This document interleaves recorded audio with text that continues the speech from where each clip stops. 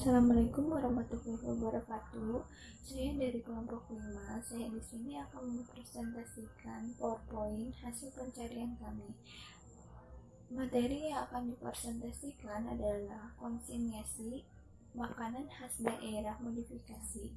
Dalam konsinyasi makanan khas daerah modifikasi, strategi pemasaran yang akan dijalankan dalam usaha produk makanan khas daerah modifikasi nantinya adalah dengan mempertimbangkan beberapa aspek penting, di antaranya yang pertama, aspek pemasaran. Wilayah pemasaran dalam ilmu marketing merupakan sebuah tempat atau area dalam melakukan pemasaran agar dapat dilakukannya distribusi untuk sebuah distributor. Wilayah ini bisa dari area berupa desa, kota, kabupaten, provinsi, hingga negara. Bagi sebuah distributor memiliki cakupan wilayah untuk mendistribusikan produk kepada konsumen. Dan dalam satu kota yang besar akan terdiri satu distributor pusat dan beberapa cabang distributor pembantu.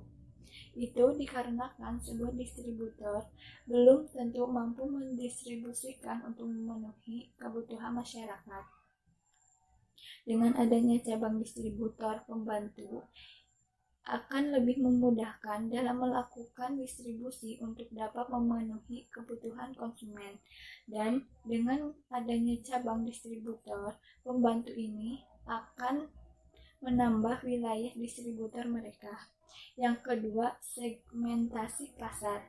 Segmentasi pasar adalah kegiatan membagi suatu pasar menjadi kelompok-kelompok pembeli yang berbeda yang memiliki kebutuhan, karakteristik, atau perilaku yang berbeda yang mungkin membantu produk atau baur pemasaran yang berbeda. Segmentasi pasar juga dapat diartikan sebagai proses mengidentifikasi dan menganalisis para pembeli di pasar produk, menganalisis perbedaan antara pembeli di pasar.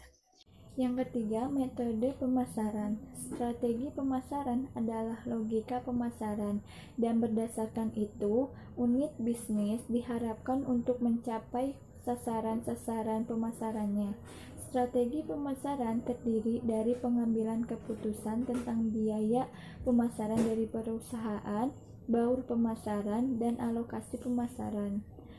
Strategi pemasaran dapat dinyatakan sebagai dasar tindakan yang mengarah kepada kegiatan atau usaha pemasaran dari suatu perusahaan dalam kondisi persaingan dan lingkungan yang selalu berubah agar dapat mencapai tujuan yang diharapkan.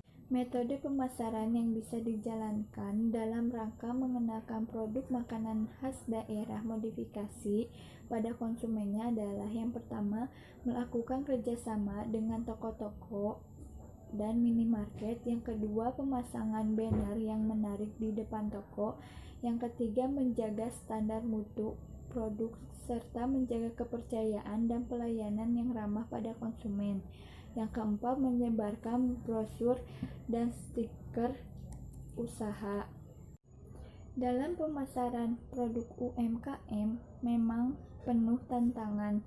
Semua pemasaran sangat berharap jika produk dijual di dunia, yaitu langsung dibayarkan. Namun tentu sangat sulit karena saluran distribusi atau agen, warung, toko, dan lain-lain belum meyakinkan produknya akan laku. Sehingga untuk produk UMKM, sistem pemasaran yang disarankan adalah sistem konsinyasi. Sistem konsinyasi adalah sistem kerjasama pemasaran di mana pemilik barang atau produsen menitipkan produknya pada pemilik warung, toko, atau pemasaran dengan tidak langsung dibayar, tetapi akan dibayar pada periode waktu tertentu sesuai dengan produk yang laku terjual. Sistem bisnis ini adalah sistem bisnis yang menguntungkan kedua belah pihak. Bagi produsen yang menitip menitipkan barang dagangannya, maka dia hanya perlu menitipkan saja, dan pihak warung, toko, atau outlet yang akan memasarkan produknya. Sedangkan bagi pemilik warung, toko, outlet, mereka untung karena bisa menjual barang dagangan tanpa modal dan mendapat hasil keuntungan dari hasil penjualan tersebut. Kalaupun barang rusak atau tidak laku, tidak menjadi tanggung jawab pemilik warung, toko, atau outlet. Walaupun sistem ini terlihat mudah dan menguntungkan, tetapi tetap harus berhati-hati saat menjalankannya. Jangan lupa membuat catatan barang yang dititipkan, karena banyak pemilik warung, toko, atau outlet yang kadang lupa atau nakal dalam menghitung barang dagangan titipan. Selain itu, terkadang juga pemilik toko yang menunda-nunda pembayaran dagangan titipan. Pemilihan warung, toko, atau outlet juga sebaiknya lihat kondisi fisiknya. Jika tidak permanen, sebaiknya tidak dititipkan. Khawatir warung, toko, atau outlet tersebut menghilang atau kabur. Sekian presentasi kami. Wassalamualaikum warahmatullahi wabarakatuh.